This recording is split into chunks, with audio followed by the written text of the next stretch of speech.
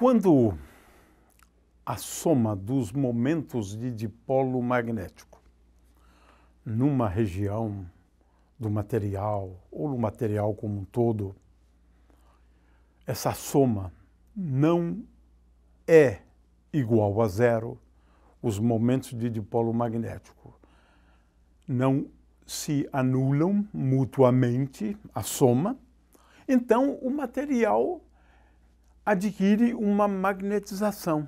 O que quer dizer isso? Ora, consideremos aqui uma região do espaço na qual temos um material.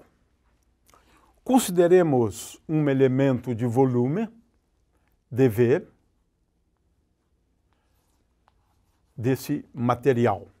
Esse elemento de volume, ele é o elemento de volume infinitesimal.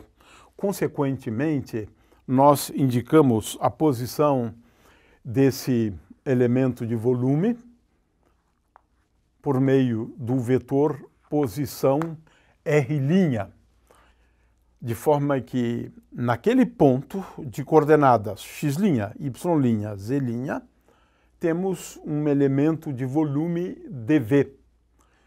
É claro que esse é o elemento de volume do material, de forma que o volume ocupado pelo material, volume V, é igual à integral de dV, é uma soma. Seria melhor utilizarmos uma integral tripla. Ora, nós definimos o vetor magnetização, e esse vetor magnetização, ele pode depender do ponto do espaço. Então, escrevemos M como função de R', ou, se quiser, M como função do ponto do espaço, e agora vou expressar isso em termos das coordenadas daquele ponto, x', y', z'. Muito bem, o que significa ou o que é essa grandeza física? Bom, essa grandeza física é uma função de distribuição, porquanto essa função me dá o momento de dipolo magnético nesse elemento de volume dV, ou seja, dμ é igual a m vezes dV. Portanto, se eu tenho uma magnetização no material e eu considerar um volumezinho pequeno do material, eu vou encontrar nesse elemento de volume uma magnetização. E, como resultado dessa magnetização, nós vamos encontrar nesse elemento de volume um momento de dipolo magnético. Portanto, podemos também definir a magnetização como sendo igual a dμ dV. É uma função, portanto, de distribuição. Dá o momento de dipolo magnético por unidade de volume, quando eu considero um material qualquer. Portanto, se ele tem uma magnetização, então é claro que eu, quando considero um certo elemento de volume, aquele elemento de volume tem um momento de dipolo magnético diferente de zero, claro. Claro. Muito bem, então esta é a interpretação física da magnetização, no sentido de uma função de distribuição vetorial. Ela me dá o momento de dipolo magnético por unidade de volume, né? É claro que nessas circunstâncias eu posso falar, e faz sentido, de falar do momento de dipolo do material como um todo. Por quê?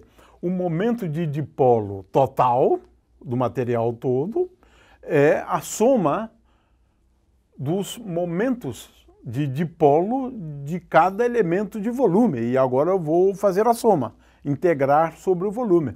Portanto, esse momento de dipolo magnético total é igual à integral de volume sobre o volume V, o volume do material, e essa integral é igual a m. Note que m é função de x, y e z, sempre linha indicando dentro do material, dv. No caso em que o material exibe uma magnetização uniforme, né? Uniforme significa m de x, linha, y', z' igual a m0. Constante, um vetor constante. Ora, agora, essa interpretação fica mais fácil, porque neste caso, se eu tenho uma magnetização uniforme, o momento de dipolo total é igual a m0, vezes a integral de dv, essa integral de dv é o volume, vezes o volume. Com isso, definimos o vetor de magnetização. É claro que isto se aplica apenas mediante as circunstâncias apontadas anteriormente. Ou seja, a soma dos momentos de dipolo dos constituintes num determinado volume é diferente de zero. Nesse caso, dizemos que o material se magnetizou. Veremos daqui a pouco que, se ele estiver magnetizado, ele vai gerar, claro, um campo magnético por conta dessa distribuição de momentos de dipolo magnéticos. Ora, para a gente ver isto, eu quero lembrar, em primeiro lugar, que se eu tenho um momento de dipolo magnético, esse momento de dipolo magnético vai gerar um potencial vetor. É claro que, a partir do potencial vetor, eu posso determinar um campo magnético. Então, se eu tenho apenas um momento de dipolo magnético,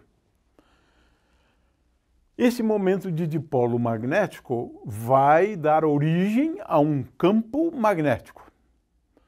E a maneira mais fácil de calcular o campo magnético é calcular o potencial vetor. E nós já sabemos que o potencial vetor gerado num ponto cujo vetor posição é R é igual a μ0 sobre 4π. E agora aqui eu tenho μ vetor R menos R' sobre módulo de R menos R' ao cubo. O potencial vetor que resulta da existência de um momento de dipolo magnético é dado por essa expressão aqui. É claro que aqui é bom a gente lembrar, né, as definições, né, de R e R'. Ora, R é o vetor posição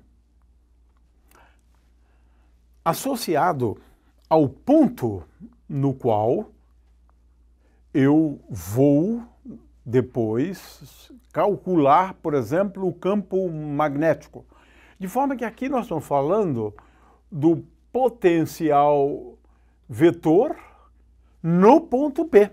No ponto P. R', por outro lado, já que nós estamos falando aqui de um momento de dipolo magnético localizado no ponto de coordenadas x', y', z', ou ainda para o vetor posição associado à posição do momento de dipolo magnético R'. De forma que agora aqui eu tenho todas as expressões relevantes. E agora, se eu tenho uma magnetização? Ora, se eu tenho uma magnetização, então nós vamos fazer o seguinte. Neste elemento de volume, ou associado a ele, eu tenho um momento de dipolo, dmi, que é igual a m dv. Eu tenho associado a esse elemento de volume infinitesimal um momento de dipolo magnético dmi, que é igual a magnetização vezes o volume. Portanto, o momento de dipolo associado a esse volume vai dar lugar a um potencial vetor e que, em se tratando de um elemento de volume infinitesimal, nós vamos escrever este potencial vetor como sendo dA e, uma vez que eu estou considerando só aquele elementozinho de volume, dA é igual a dmi, mais dmi é igual a m vezes dv. Aqui eu tenho μ0 sobre 4π. Veja que isso aqui é dmi. É um momento de dipolo infinitesimal, uma vez que eu considerei só um elemento de volume infinitesimal, dv. E agora aqui eu tenho vetor R menos R' dividido por módulo de R menos R' ao cubo. Ou seja, veja, eu apenas apliquei esta expressão aqui e eu considerei só um elementozinho de volume do material. E agora, e se eu quiser para o material todo? Eu somo sobre essas contribuições. Portanto, o potencial vetor gerado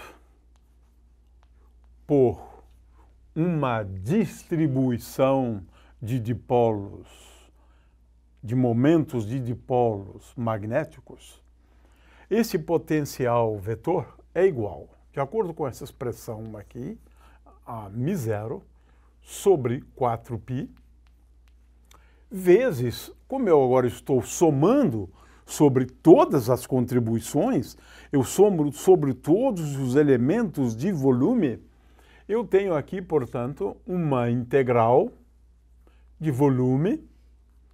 É claro que se essa magnetização se der ao longo de uma superfície, eu integro sobre a superfície. De m, que é função de x', y', z', e agora eu tenho aqui o produto vetorial R menos R' dividido por módulo de R menos R' ao cubo e dv, ou, se quiser, dv'. Mas, se eu escrever o elemento de volume em termos de coordenadas cartesianas, eu tenho então dx', dy', dz'. Este aqui é o elemento de volume dv. Eu apenas escrevi o elemento de volume em coordenadas cartesianas, mas eu poderia eventualmente utilizar outras coordenadas. Então, usualmente, é melhor escrever esta expressão com dv aqui.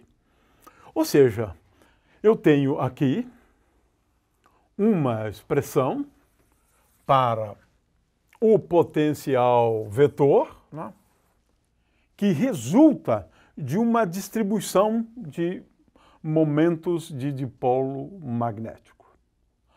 Ora, quero lembrar que nesta soma ou nesta integral, R' varia sobre todos os pontos ao longo da distribuição, ou seja, no volume contendo o material. Ora, R que comparece ali, R é o vetor posição de um ponto do espaço, um ponto P. Então, é importante entender a diferença entre esse R, que é o vetor posição do ponto, no qual eu estou, por exemplo, interessado em calcular o campo magnético naquele ponto, né? De forma que R é um ponto do espaço, ou seja, o vetor de posição associado a um ponto. Eu estou calculando o potencial vetor neste ponto, R. Aqui. E é claro que agora eu devo efetuar uma soma sobre R'. R' varia de ponto para ponto no interior da distribuição. E essa é, portanto, a expressão mais importante, o potencial vetor de uma distribuição.